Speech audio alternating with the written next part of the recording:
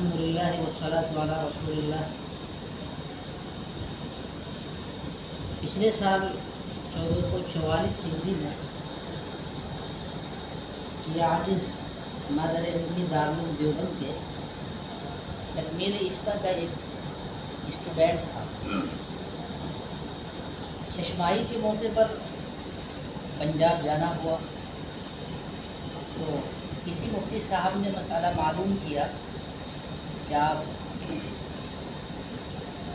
اس مسئلے پہ آپ کی کیا رائے ہے۔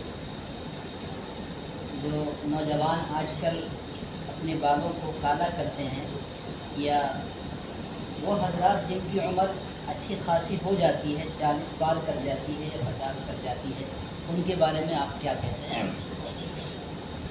اور صحیح بات تو یہ ہے کہ مفتی صاحب نے ایک مسئلہ مجھ سے معلوم کیا۔ مسئلہ یہ تھا کہ ایک امام صاحب نماز پڑھاتے تھے لیکن وہ سیاہ خضاب کرتے تھے۔ کسی نے ان کو کہا کہ آپ کے پیچھے نماز نہیں ہوگی اس لیے کہ آپ سیاہ خضاب کرتے ہیں، چنانچہ امام صاحب کو مصلی سے کھینچ لیا گیا۔ مفتی صاحب نے یہ واقعہ مجھ سے بیان کیا اور فرمایا کہ آپ اس پہ کچھ لکھیں اور اپنی رائے بھی رکھیں آپ، اور مسئلے کو مرقع کرنے کی کوشش کریں۔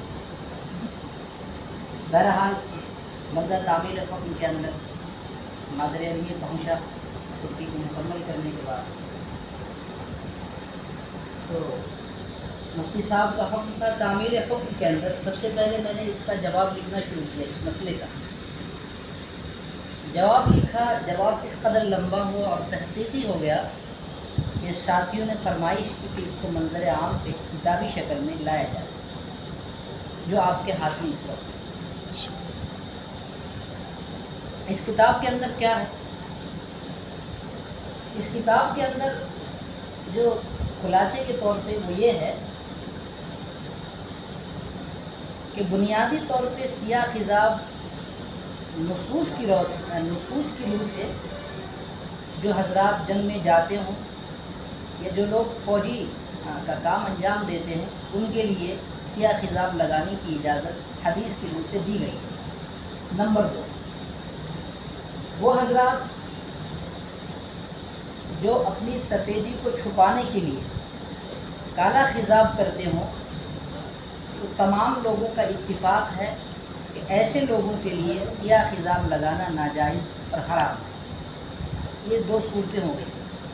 تیسری صورت یہ ہے کہ کوئی آدمی اپنی بیوی کی دلجوئی کے لیے سیاہ خضاب کر سکتا ہے یا نہیں کر سکتا ہے۔ تیسری صورت یہ ہے۔ پہلی صورت جواز کی ہے کہ جو حضرات جنگ میں جا رہے ہیں سارے لوگوں کا اتفاق ہے، سارے مفتیان کا، کہ جائز ہے۔ دوسری صورت بالاتفاق ممنوع ہے، حرام ہے۔ تیسری صورت کے اندر اختلاف ہے کہ کوئی آدمی اپنی بیوی کی دلجوئی کے لیے سیاہ خضاب کر سکتا ہے یا نہیں کر سکتا ہے۔ اس سلسلے کے اندر امت کا سواد اعظم ایک طرف یہ ہے کہ ناجائز ہے وہاں بھی، لیکن معدود چند حضرات کی رائے یہ ہے کہ جائز ہے، یعنی بیوی کی دلجوئی کے لیے سیاہ خضاب کرنا جائز ہے۔ چنانچہ اس مسئلے کے اندر اس کتاب کے اندر سب سے پہلے یہ ثابت کیا گیا ہے کہ تیسری صورت، کیونکہ 2 صورتیں متفق علیہ ہیں، اس کے اندر کسی کا کوئی اختلاف نہیں ہے۔ جو تیسری صورت ہے، تیسری صورت صحیح احادیث کی روح سے، محدثین کے اقوال کے ذریعے سے، اسی طریقے سے حضرات صحابہ کے آثار و اقوال کے ذریعے سے، حضرات اکابرین کے فتاویٰ کی روشنی میں یہ کہا جائے کہ جو کچھ ہو سکتا ہے۔ بہرحال یہ ثابت کرنے کی کوشش کی گئی ہے کہ تیسری صورت بھی بالاتفاق، بلکہ اکثر ائمہ کے فتاویٰ سے یہ بھی ناجائز ہے۔